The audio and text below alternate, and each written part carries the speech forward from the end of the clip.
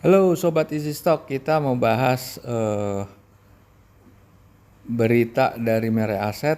Ada 5 saham yang wajib dipantau. Gotow, Timah atau Tins, BRPT, Pewon sama Temas. Kita lihat satu-satu. Kerjasama Gotow, Toba bikin mobil listrik atau motor listrik. Timah selesainya proyek smelter nih kali ya. TSL Smelt Furnace. Terus BRPT penerbitan obligasi. Pewon ekspansi di Batam dan Riau. Temas keluarin barang modal, belanja barang modal 1 triliun. Nah, oke, kita akan membahas dengan analisa fundamental dengan menggunakan analisanya Benjamin Graham, rumusannya Benjamin Graham dari buku Security Analysis dan The Intelligent Investor. Dua buku ini adalah pegangannya Warren Buffett untuk menghitung nilai wajar saham yang listed di bursa. Sekarang sudah ada aplikasinya running di Android mobile dan ini free of charge. Ada 830-an saham yang listed, ada beberapa fasilitas menu-menu, dan yang free of charge itu bisa dilihat seluruh saham yang ada di situ, yaitu perbandingan harga pasarnya dengan nilai wajar saham tertinggi dan terendah. Dan untuk memperdalam pelajarannya Benjamin Graham, ada 2 buku summary dari guru-gurunya Warren Buffett. Itu bisa dicek di gramedia.com, Tokopedia, dan Google Playbook dalam bahasa Indonesia, dan summary dari textbooknya atau buku karangannya Philip Fisher dan Benjamin Graham. Oke, sekarang kita mau lihat kalau kita buka, Anda download Easy Stock seperti ini. Oke, kita mau lihat tadi apa yang mau dibahas. Gotow, Gojek Tokopedia. Gotow tuh nggak bisa dianalisa secara fundamentalnya Benjamin Graham. Karena apa? Dia nggak make money. Rugi kan? Dia rugi, free cash flow-nya juga defisit. Dia cuma mengandalkan neracanya memang kalau di sini boleh dibilang debt free. Neracanya 34 triliun, utangnya cuma 16 triliun kurang. Jadi debt free kan? Tapi persoalannya free cash flow-nya itu 27 triliun minusnya.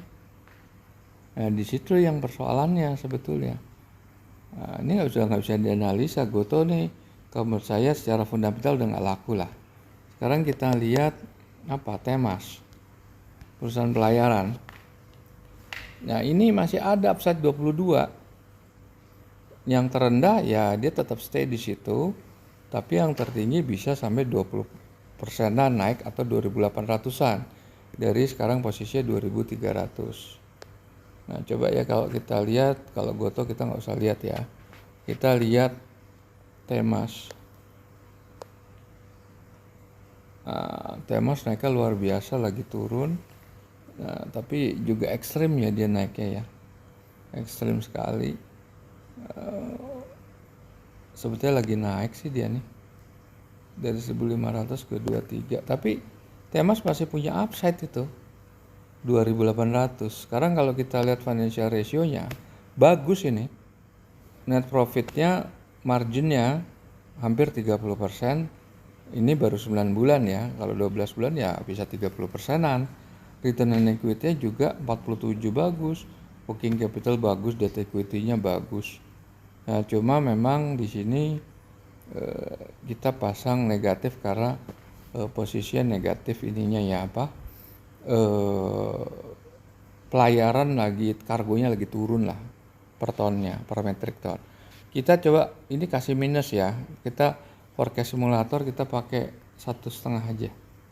Berapa dia? Naik dia. Berarti upside-nya masih tinggi nih. Temas ini boleh nih, boleh dipantau lah Temas lah. Berikutnya kita lihat BRPT.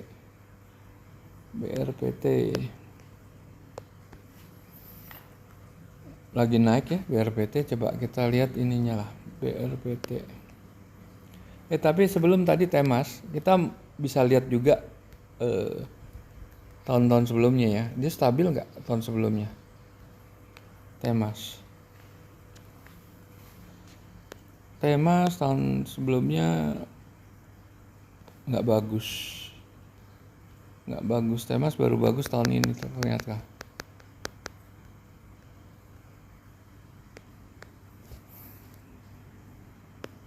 Betul, nggak bagus. Ini 166, 138.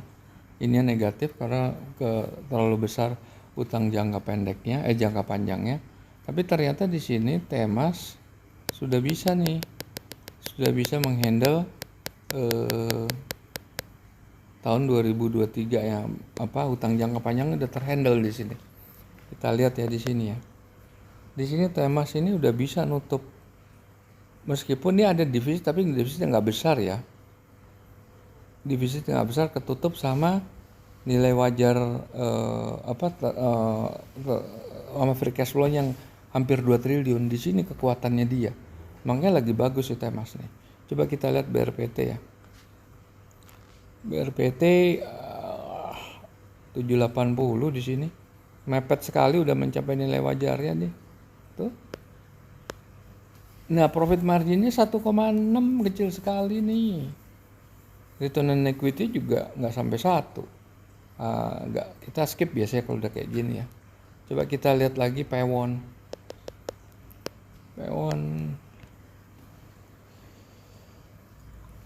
Ini perusahaan properti, ya ini bagus, ada 70% ya upside-nya nih. Tapi properti lagi kurang bergairah ya, tapi nggak apa-apa, kita jangka panjang nih mesti ini. Kalau kita lihat net current assetnya dia debt free loh. Ada surplus sekitar hampir 300 miliaran, 400 miliaran. Kalau lihat di sini return on equity memang masih di bawah standar ya, ini kan 9 bulan ya. Tapi andaikan disetahunkan pun juga nggak nyampe 10% ya. Tapi profit marginnya bagus. Debt to equity bagus, working capitalnya bagus. Coba kita lihat mundur ke belakang ya. Mundur ke belakang. Dia seperti apa? Cukup stabil dia. Cukup stabil di sini, marginnya bagus, gross marginnya bagus. Kita lihat ke belakang lagi.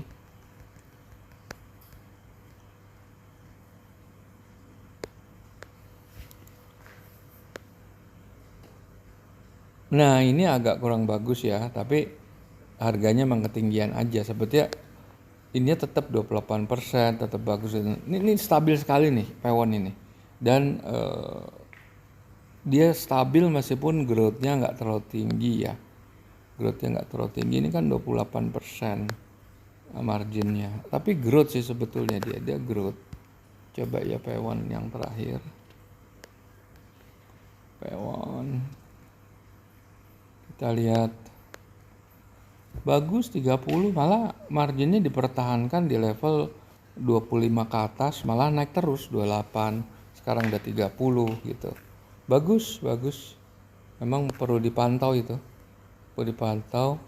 BRPT, Pewon, Temas, terus apa lagi? Tins, nah ini Timah.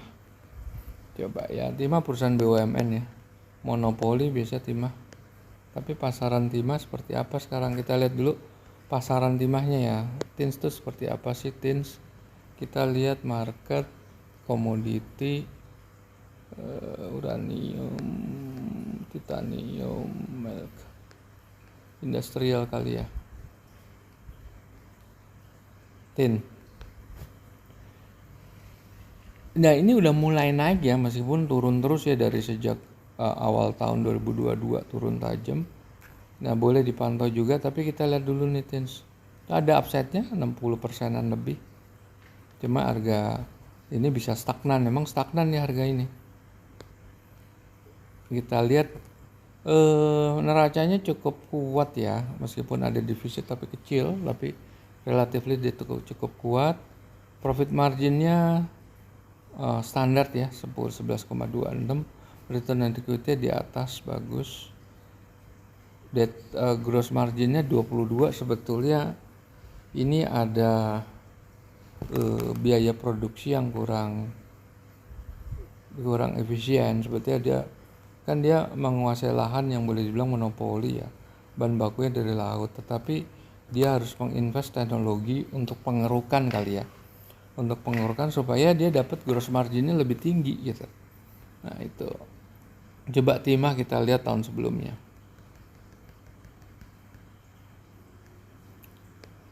Kita lihat timah,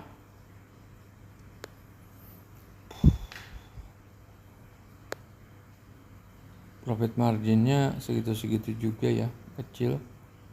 Return on equity malah lebih bagus. 9 sama 20. 9 sama 20. 9 sama 20.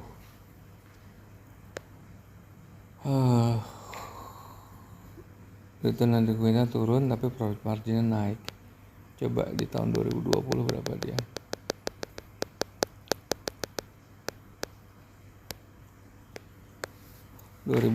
Gimana timah? Dia net loss, free cash flow-nya juga defisit, jadi kurang bagus. Dia baru bangkit di tahun 2021 ke 2022, peningkatannya kurang signifikan, tapi lumayan lah. Jadi timah tergantung komoditas nih. Kalau komoditasnya naik terus, bisa jadi dia akan mencapai kenaikan yang cukup baik gitu. Baik, kita jumpa lagi di lain kesempatan. Kayak ini BRPT, perusahaan chemical. Nah, ini secara valuasi fundamentalnya Benjamin Graham ini nggak bisa, ini jelek untuk dianalisa karena harga terlalu tinggi. Harganya sudah sebetulnya nggak terlalu tinggi ya, nggak terlalu tinggi, tapi sudah mentok deh harganya nih. Ya, ini ya, mungkin ada miss di sini.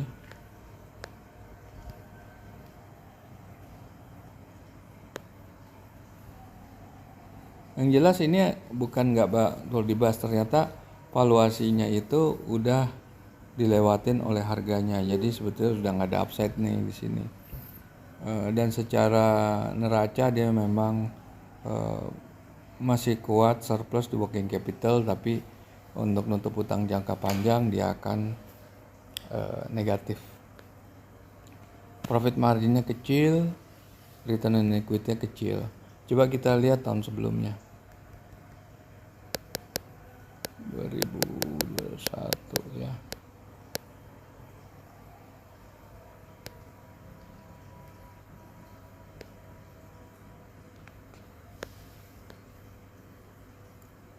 Ya 2021, tadi kan 2022, kita lihat Januari 778 840. Jadi ini sebetulnya harganya sudah masuk ke harga nilai wajarnya, malahan harga udah melewati dari nilai wajarnya, sudah tidak ada upside, dan potensial risikonya tinggi sekali karena beban utang jangka panjangnya. Oke.